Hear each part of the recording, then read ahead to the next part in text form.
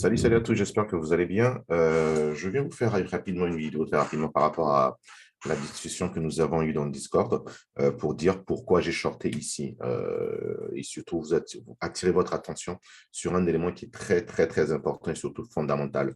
D'accord? Donc, qui est tout simplement les time frames. Ça, je ne cesse de vous le dire que les time frames sont quelque chose d'important pour la simple raison, c'est que les prix ne vont jamais en ligne droite. Donc, la base même du price action, c'est-à-dire c'est la manière dont les prix évoluent. Ok, donc, si nous avons une tendance haussière, au sein de cette tendance haussière, nous avons des petites tendances éventuellement baissières. D'accord? Donc, là, vous avez nos algos exactement. Donc, on a quatre figures. Là, on sait bien qu'on est short sur le link et puis sur le link down, par exemple, pour certains. Donc là, on voit bien que notre algo nous indiquait deux potentiels à partir d'ici, d'accord? Il nous indiquait que nous allions aller un peu plus bas. Donc, première zone ici et seconde zone là, d'accord? Là, je m'arrêtais uniquement sur le HP, OK? Et ce qui est intéressant ici, lorsque là, vous voyez bien que nous sommes en délit, voilà pourquoi je vous ai posé la question. Beaucoup d'entre vous ont gardé uniquement l'aspect graphique sans savoir pourquoi je vends. Parce que logiquement, si on se tient logiquement à cette vue, d'accord, on sait bien qu'on est déjà vendeur, mais là, on sait bien qu'on ne peut pas vendre pour viser cet objectif. Parce que si on vend ici, ça voudrait dire que notre stop sera là. Et si notre TP est là, en termes de ratio, ce n'est pas du tout bon. Vous savez bien que ce que je privilégie en règle générale, ce sont les ratios de 2 minimum. OK? Dans ce cas de figure, qu'est-ce qui se passe? Nous avons effectivement notre algo BO qui nous montre deux zones potentielles d'achat. C'est ce que je vais essayer de vous simplifier tout à l'heure. Donc, comprenez bien que la manière dont ces codes sources ont été faits au niveau de ces BO, c'est d'essayer d'attraper vraiment l'intersection où certains whales ou certains market makers font ce qu'on appelle le spoofing. C'est-à-dire le spoofing, ça consiste à essayer d'acheter les prix et de les faire dans la même zone et d'essayer d'un petit peu de renforcer et pousser les prix un petit peu vers le haut. Donc, c'est ce qu'ils ont fait exactement dans cette zone. OK? Donc, vous allez voir que là, actuellement, vous allez bien voir que vous avez deux zones de BO indiquées par notre algo. OK? Donc, la première des zones, c'est celle-ci qui part de là, OK, à là, d'accord? Une fourchette qui part de là à là, d'accord? Que je vais matérialiser ainsi. Et à l'intérieur de cette zone qui déclenche ce mouvement, on a encore une seconde zone qui part de là à exactement là. OK? Bien. Donc, ça, je vais mettre en rouge. Comme ça, vous allez mieux le voir. Donc, vous voyez bien que nous avons une grande zone large et nous avons une zone à l'intérieur. Donc, si vous arrêtez que uniquement là, je vous dis que vous allez acheter là. Non, non, non. Les prix peuvent encore largement baisser.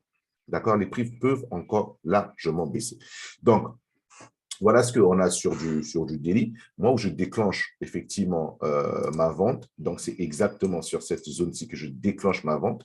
Donc, vous voyez que là, on attend juste que nos algos se mettent en place. Regardez ce que j'essaye d'anticiper. Voilà, on voit bien que nos algos se mettent en place. On a quelque chose plutôt d'intéressant. Regardez à l'intérieur de là, en 4 heures, on voit maintenant que notre algo nous indique des signes éventuellement de baisse, hein, d'accord, des signes de baisse potentiellement jusqu'ici, ok, jusque-là, d'accord. Voilà ce que nous indique éventuellement notre algo. Donc, ça voudra dire qu'on va avoir un truc de ce genre, ok, là et là. Donc, comme ça, et après, on va chercher maintenant éventuellement soit à venir là et après à rééquilibrer ici et puis repartir dans ce sens pour qu'on aille toucher les TP1 qui sont ici que nous indique notre algo. OK? Donc, vous voyez bien que sur du H4, vous avez déjà un signal baissier. Donc, voilà pourquoi je vends ici. D'accord?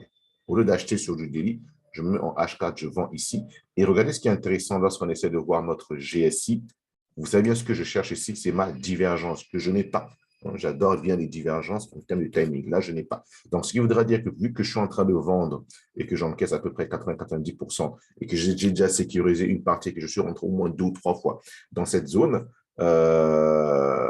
ici, je vais attendre que lorsque les prix vont arriver là, d'accord, on aura des points bas de plus en plus bas et des points hauts de plus en plus hauts. Ainsi, une fois que j'ai ma divergence, alors là, j'ai un bon timing pour rentrer en jeu. D'accord? Et en plus, si on regarde très bien en H4, nous avons ici, regardez bien, nous avons ici, si on utilise notre algo GSD, d'accord, nous avons bien une bonne zone, nous avons magnifiquement une bonne zone d'achat ici. Vous voyez bien?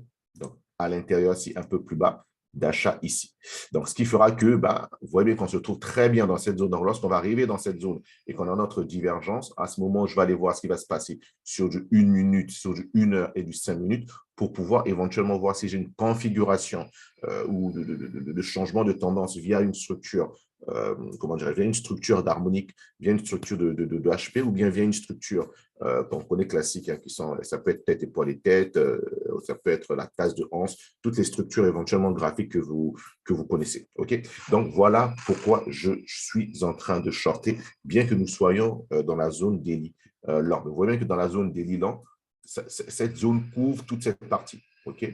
Toute cette partie en daily lent. Donc, patience et on essaie de cibler la bonne zone pour entrer correctement en lent. Donc, j'espère que ça a été un petit peu clair pour vous pour cette vidéo. Soyez vraiment patients. C'est ça l'analyse technique et l'avantage avec les algos. Vous voyez bien que vous faites plus de l'analyse, vous les regardez en un clin d'œil. Vous savez là où se trouvent les zones, les probabilités. Vous rentrez, vous faites votre stratégie. Money management oblige et après, vous passez les ordres limite ou hors market.